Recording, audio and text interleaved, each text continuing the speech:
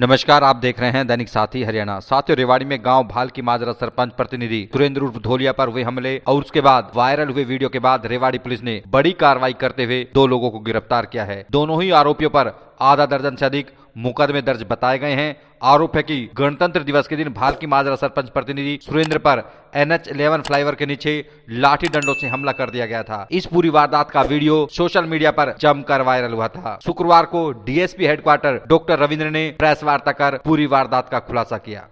देखिएगा 26 तारीख को एक शिकायत हमें सुरेंद्र की जो कि बाड़की का रहने वाला है, उसने एक शिकायत दी जिसमें कि रविंदर और अन्य 15 लोगों के खिलाफ एक शिकायत दी, जिसमें कि उन्होंने जिक्र किया कि रविंदर पक्ष के आदमी लगभग 3 गाड़ियों में आए और हमें जान से मारने की कोशिश की, जिसमें कि मौके पे पुलिस पहुंची और हत्या के प्रयास में और आर्म्स एक्ट में हमने पर्चा दर्ज किया। उसी के अंतर्गत हमने आज 2 जो मुख्य आरोपी है, जिसमें कि साहिल और पंकज, इसको अरेस्ट किया है। जो पंकज का पहले भी क्रिमिनल रिकॉर्ड था, इसमें लगभग 6 मुकदमे दर्ज हैं लड़ाई झगड़े के, और साहिल पे भी लड़ाई झगड़े के 2 मुकदमे दर्ज हैं। जैसे कि आपको विदित है कि पहले भी 19 तारीख को इन दोनों पक्षों में लड़ाई झगड़ा हुआ था, जिसमें कि हमने क्रॉस FIR दर्ज की थी और दोनों FIR में अरेस्ट भी हो चुकी है। आज हमने इन दोनों को अरेस्ट किया है और इनको रिमांड पे लिया जाएगा, और रिमांड के बाद जितनी जो इंटरोगेशन में आगे चीजें आएंगी आपको अवगत कराया जाएगा। सर, रंजिश क्या थी अभी तक शुरुआती जांच? देखिएगा 19 तारीख की जो वारदात थी, बेसिकली सीवर को लेके कहीं सुनी हुई थी रविंदर हाथी के बीच में और सुरेंद्र के बीच में।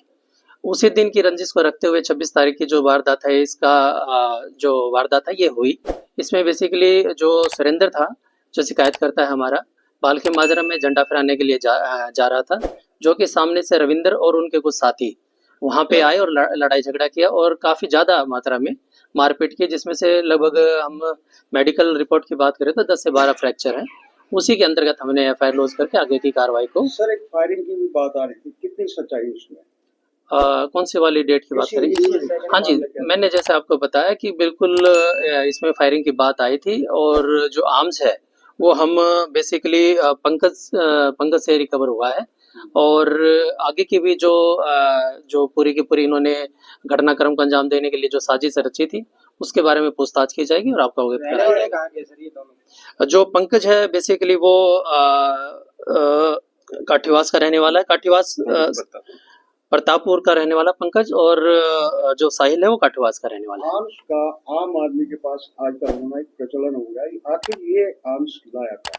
देखिएगा, हमारे पुलिस अधीक्षक महोदय के दिशा निर्देश अनुसार हमने तीनों CIO को अलर्ट किया हुआ है, और जैसा मैं आपको बताऊं कि पिछले गत दिनों में काफी मात्रा में हमने जो अवैध हसला है वो रिकवर किया है, और आगे की कार्रवाई भी हमने SHOs को दिशा निर्देश दिए हुए हैं, और सभी हमारे जो CIAs हैं उनको दिशा निर्देश दिए हुए हैं। भी किसी भी सूचना पे या किसी क्रिमिनल से जो भी रिकवरी होती है, तो हमारी स्टार्टिंग से लेके एंड चैन तक की कोशिश रहती है कि वो वहां से रिकवरी हो और जो एंड ओरिजिन है उसका पता चले, वहां तक भी हमारी पुलिस पहुंचे।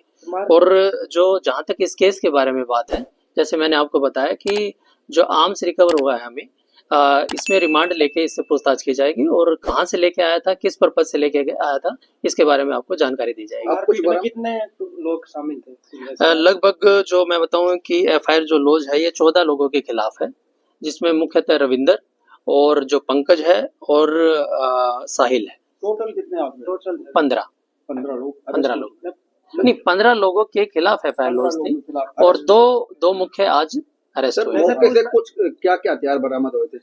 देखिएगा, जो मौके पे काफी मात्रा में जो तेजधार हथियार थे वो बरामद हुए हैं, और जैसे मैंने आपको बताया आर्म्स है, जो एक असला है, अवैध असला है, वो रिकवर हुआ है। जो वाहनों में आए थे, क्या वो वाहन भी जब्त किए? हाँ जी, बिल्कुल, तीन वाहन थे, उनको जब्त किया गया। पूछताछ में पता चला ये 15 ही है, कोई और भी कम बच्चे जा रहे हैं? जी बिल्कुल, जैसे मैंने आपको बताया कि इसमें जो साहिल था ये नामजद आरोपी नहीं था।